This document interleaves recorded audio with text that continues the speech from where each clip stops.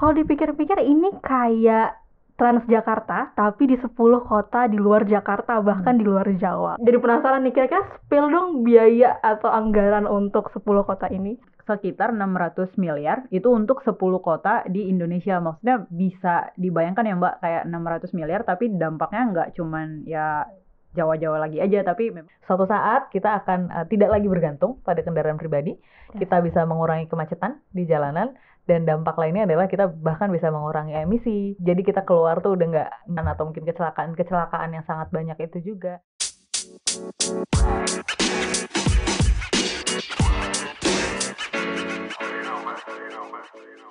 Halo, balik lagi di Ngobrol Lingkungan bersama gue Christine Claudia, ditemenin dengan Mbak Finan dari ITDP dan juga Mbak Setki dari Greenpeace Indonesia. Nah, kalau tadi kan kita udah ngebahas ya gimana seluk-beluk permasalahan transportasi publik dan apa itu konsep transportasi yang berkelanjutan dan berkeadilan. Biar nggak dijulitin sama netizen ya, kok dari tadi kita Greenpeace ngebahasnya hal-hal yang negatif terus sih, terus apa dong solusinya? Cuma kita harus balik lagi dong ya ke salah satu faktor mendasar dan sangat penting, yaitu political will dari pemangku kebijakan. Gimana nih mereka serius dan mau nggak benar-benar memberantas masalah transportasi publik. Nah, kenapa sih Greenpeace, ITDP, dan kita semua harus concern terhadap masalah ini? Karena kita tahu dong ya bahwa anggaran pemerintah itu merupakan hasil jeripayah kita semua dari uang pajak. Kita itu kayak bos dari pemerintah ya, jadi kita harus mengkritisi dan mengawasi gimana sih cara penggunaan dan juga keefektifan penggunaan anggarannya. Jangan-jangan dibeliin Rubicon lagi, ya nggak? Bisa jadi ya, karena lagi rame juga nih kayaknya teman-teman yang sudah menggali sejauh itu gitu. Jadi perlu banget kayaknya kita untuk mengkritisi hal itu. Nah, di episode sebelumnya kan tadi udah keceplosan dikit nih dari Mbak Finan tentang ada kok political will dari pemerintah dan kebijakan serta program yang kayaknya bijak nih. Tapi mungkin perlu kita gali secara lebih dalam ya, karena kayaknya belum membumi dan belum banyak dibahas oleh masyarakat. Nah, untuk itu Mbak Finan boleh nggak sih ceritain kira-kira kebijakan tadi itu kayak gimana sih, dan proyek transportasi apa aja nih yang katanya udah cukup bijak untuk masyarakat. Dan katanya nih anggarannya nggak sefantastis proyek kereta cepat Jakarta-Bandung. Iya nggak nih Mbak? Oke, ya tadi di yang sebelumnya sempat keceplosan dikit sih. Ini nama programnya itu By the Service, teman bus. Mungkin Mbak Christine sama Mbak Sidik udah pernah dengar tentang program ini. Jadi memang kadang-kadang ada yang nyebutnya BTS, kadang-kadang juga ada teman bus. Jadi biar nggak bingung, kami mungkin nyebutnya by the service teman bus aja atau BTS teman bus.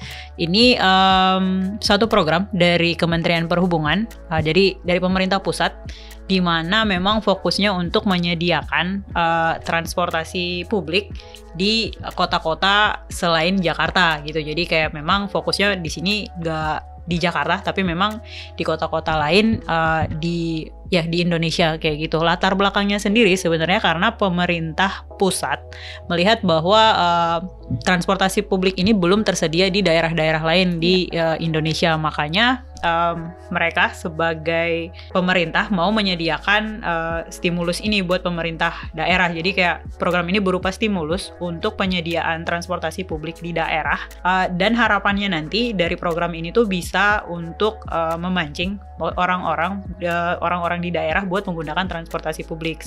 Yang keduanya itu juga lebih untuk kelancaran bermobilitas di daerah. Si programnya ini sendiri, By the Service ini gimana sih skemanya? Kayak gitu kan paling orang sering nanya. Kalau memang yang cukup familiar sama sistem di Transjakarta memang rada mirip, tapi di sini Kementerian Perhubungan dia berkontrak sama operator penyedia layanan transportasi publik di daerah.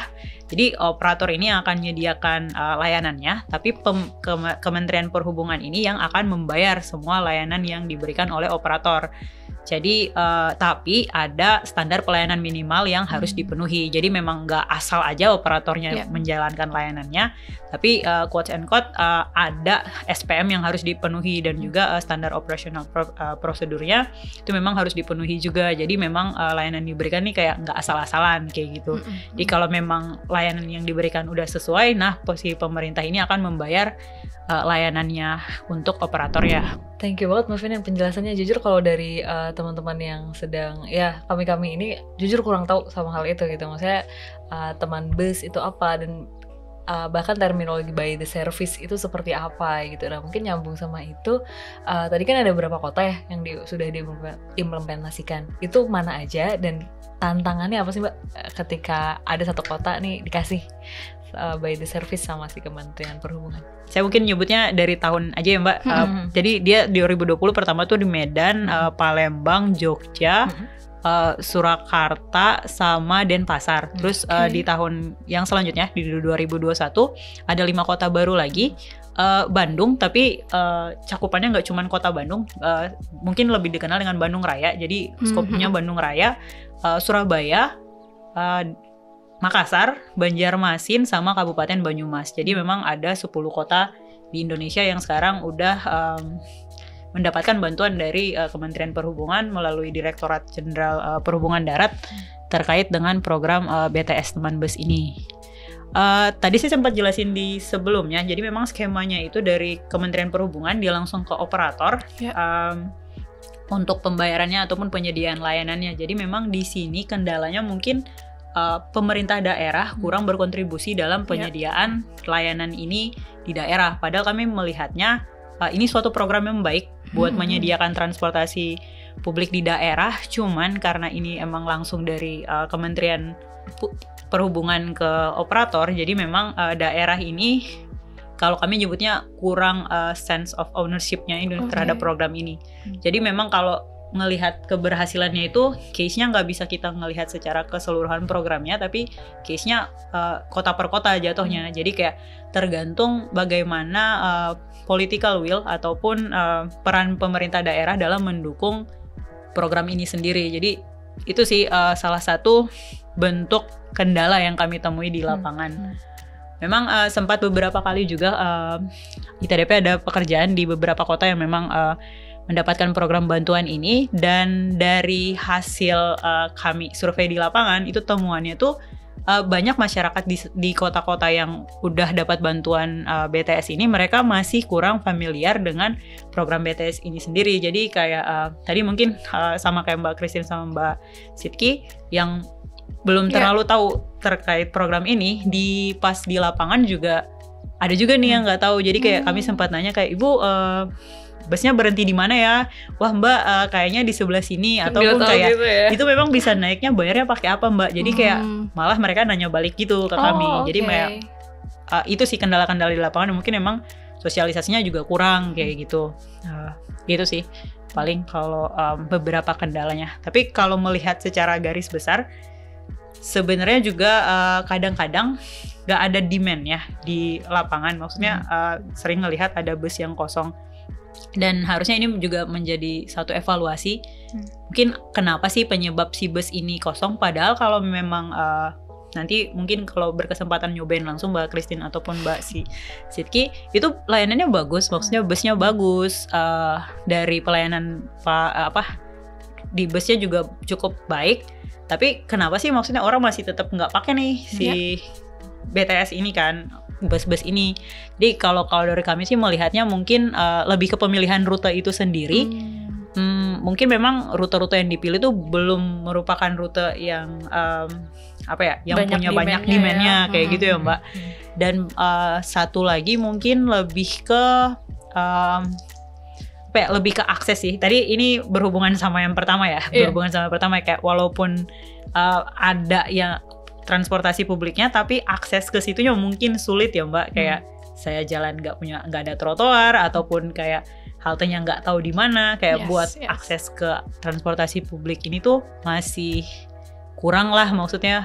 Jadi makanya orang juga ngapain sih naik ini kayak gitu. Yang selanjutnya mungkin tadi yang udah saya bahas lebih ke sosialisasi, kayak sosialisasinya kurang. Jadi masyarakat di sana juga nggak tahu nih ada program ini, atau kayak cara gunainnya gimana sih. Jadi kayak ya udah mungkin agak mubazir, tapi padahal ini tuh programnya bagus banget kayak buat nyediain transportasi publik di daerah. Sayang banget ya kalau misalnya ternyata belum optimal dan masyarakat masih banyak belum tahu. Padahal namanya aja BTS gitu ya, udah gaul banget kayak boyband. Ayo mungkin K-popers ya, sobat-sobat K-popers. sobat-sobat ARMY mungkin. Ayo naik transportasi publik di 10 kota tersebut. Tapi kalau menurut Mbak sendiri kira-kira nih kalau misalnya pemerintah daerah lebih punya role yang lebih besar, apakah kira-kira itu akan meningkatkan keinginan masyarakat sekitar untuk menggunakan transportasi publik tersebut? Dan juga aku jadi penasaran nih, kira-kira spill dong biaya atau anggaran untuk 10 kota ini. Jadi anggaran BTS ini sekitar 600 miliar itu untuk 10 kota di Indonesia. Maksudnya bisa dibayangkan ya Mbak, kayak 600 miliar tapi dampaknya nggak cuman ya Jawa-Jawa lagi aja, tapi memang 10 kota yang tersebar di beberapa pulau di Indonesia kan. Jadi memang dengan anggaran segini, tapi dia impact-nya tuh lebih luas kayak gitu di kota-kota di Indonesia. Oke, nah mungkin aku masuk sedikit ya, itu menarik banget ternyata si teman bus ini, dan ada ruang untuk siapa ya? Aku nggak, nah kalau dari Mbak Vina tadi kan bilangnya pemerintah daerah gitu, mereka bisa mengusulkan gitu kan, apa jalur mana yang kita perlu tambahkan gitu. Mungkin di sini bisa juga ya, maksudnya sahabat-sahabat lingkungan gitu kan, teman-teman yang barangkali request gitu ya, ada di jalur mana di kota-kota teman-teman yang mungkin butuh apa sih teman bus ini gitu. Dan mungkin menarik juga, tadi aku mau nyambung soal si pemerintah daerah ini sih. Jadi kalau tadi Mbak Vina perspektifnya teman bus yang di Indonesia luar, menurut aku role pemerintah daerah memang sangat besar. Dan kalau kampanye kota Greenpeace kan kita masih fokus memang di Jakarta. Cuman kalau berbicara transportasi kan memang gak bisa satu pemerintah aja ya gitu. Jadi benar-benar harus pemerintah. Kalau di Jakarta berarti ya Jabodetabek, dan itu kan udah beda provinsi gitu. Ada 3 provinsi kan gitu. Dan menurutku masih jadi challenge juga. Mungkin bisa cerita mungkin ya teman-teman ya, maksudnya kalau misalnya relate, tapi sekalinya keluar dari Jakarta aja itu udah rasanya udah kayak beda banget gitu, beda banget, kayak udah di dunia gitu. lain gitu. Iya, makanya tadi aku benar-benar nih pemerintah daerah, maksudnya bukan cuma teman bus ya, tapi kayak untuk penyediaan transportasi itu memang berarti benar-benar harus dari willingness dari si pemerintah daerah tersebut, dengan nanti mengintegrasikan dengan apapun yang ada gitu. Misalnya kalau di Jakarta berarti sama Transjakarta, kalau misalnya di teman bus dan di kota-kota lain berarti bagaimana dari operatornya, terus dari kementerian, terus dari merekanya sendiri mengintegrasikan itu semua. Dan saya membayangkan akan menjadi sangat indah ya, dalam artian tujuan yang tadi kita bahas di awal soal ideal itu bisa tercapai gitu jika fokusnya kayak tadi gitu, yang dari pemerintah pusat ini udah punya willingness gitu untuk kesana, meskipun masih ada banyak tantangannya gitu, tapi perlu juga didorong oleh willingness teman-teman pemerintah daerah juga untuk ayo kita provide gitu. Sama mungkin dari bisnis juga mungkin jadi berkaitan ya Mbak ya, kayak dari teman-teman operator gitu yang juragan-juragan bus gitu misalnya, atau teman-teman operator angkot yang lainnya untuk service gitu tujuannya gitu. Wah, seru banget nih pembahasannya. Ternyata ada nih program di mana biayanya itu di bawah 1 triliun tapi menjangkau 10 kota di seluruh Indonesia, dan gak cuman Jakarta Bandung doang ya, gak cuman di Jawa doang. Kalau dipikir-pikir ini kayak Transjakarta tapi di 10 kota di luar Jakarta, bahkan di luar Jawa. Keren banget sih ini. Nah, gak kerasa obrolan kita udah panjang banget, karena seru jadinya gak kerasa banget ya, dan waktunya udah mau habis nih. Tapi sebelum aku tutup, mungkin Mbak Vinan apakah ada yang mau disampaikan? Oke, ya sebagai closing statement aja ya mungkin dari saya, sebenarnya program BTS ini bagus banget programnya. Tapi ini kayak jadi program underdog yang emang jarang banget diliput sama media.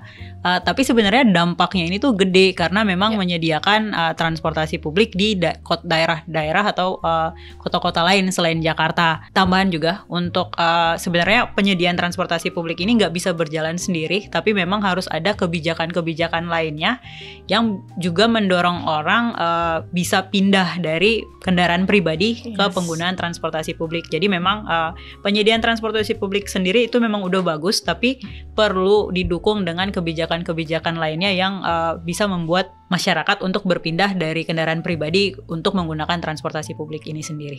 Terima kasih. Oke, berarti kebijakannya ini perlu disupport sama kebijakan-kebijakan lain yang harus sinergis juga gitu ya. Kalau dari Mbak Sidki sendiri gimana? Apakah ada closing statement?